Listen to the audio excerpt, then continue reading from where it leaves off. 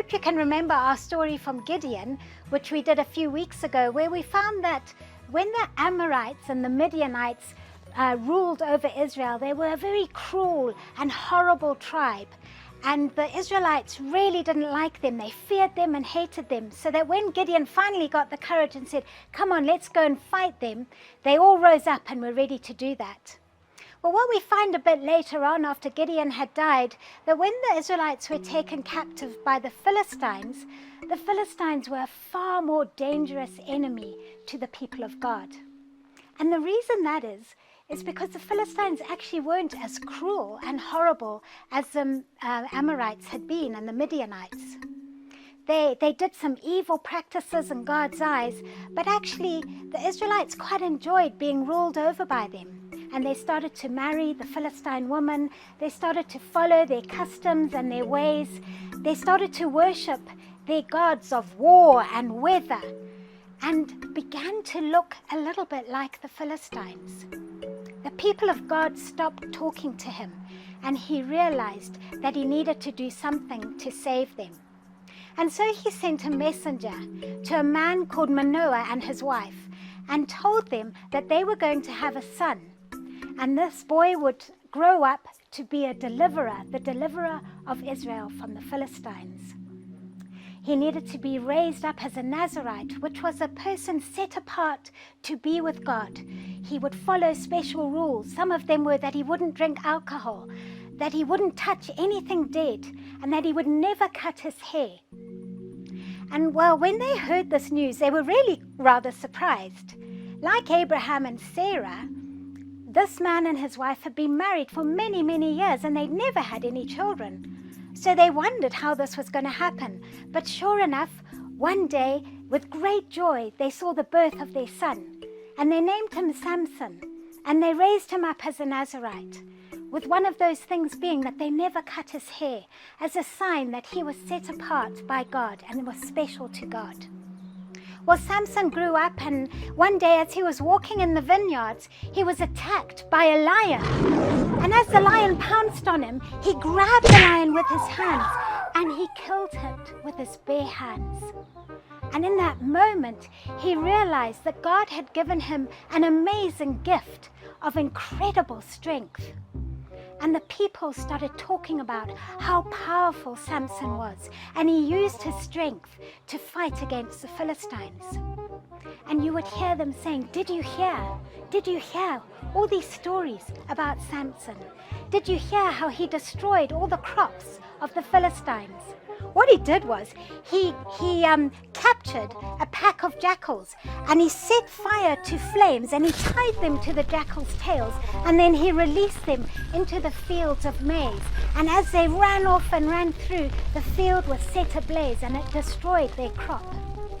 Have you heard how Samson broke free from the city of Gaza, and he pulled the gate and the gatepost out of the ground and he got free?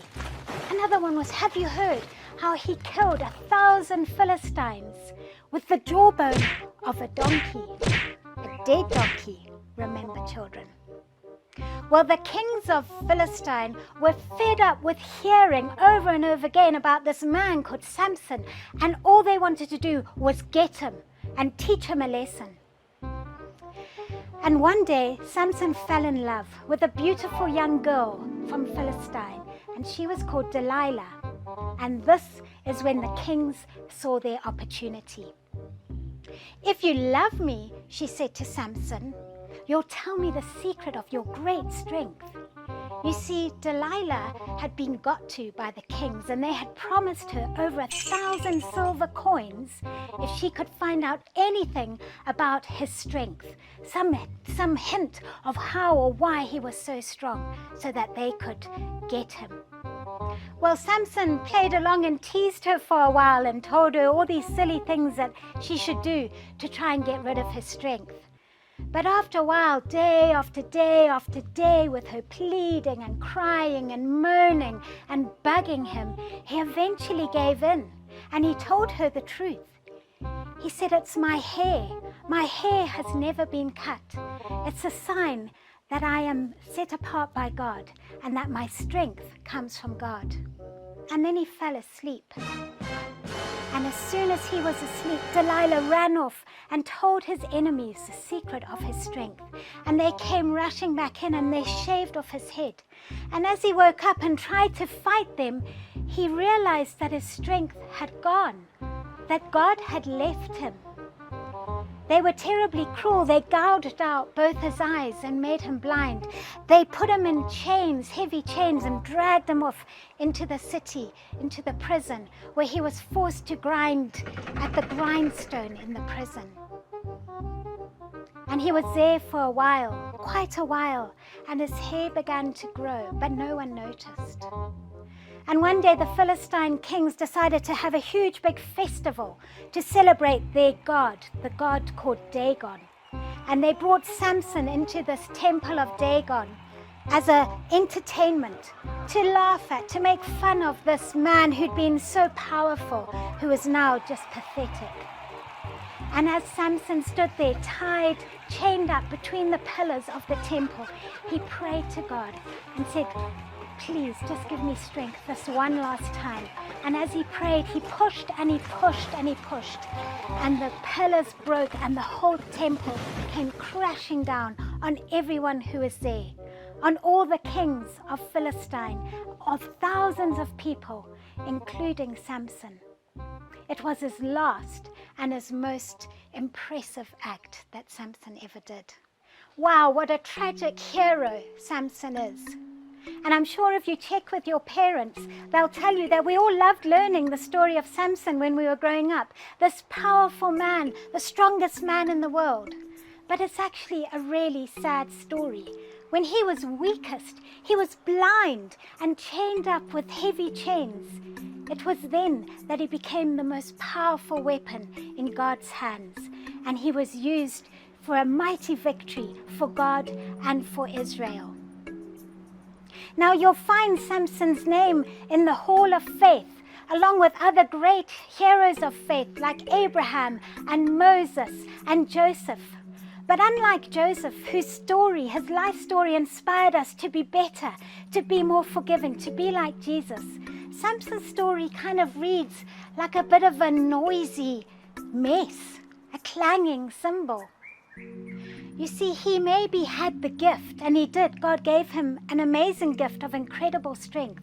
But we read where Paul wrote, we might have the gifts of prophecy, we might have the gifts of wisdom, we might have the gifts of miraculous power. But if we don't have love, then we're like a clanging cymbal, like this.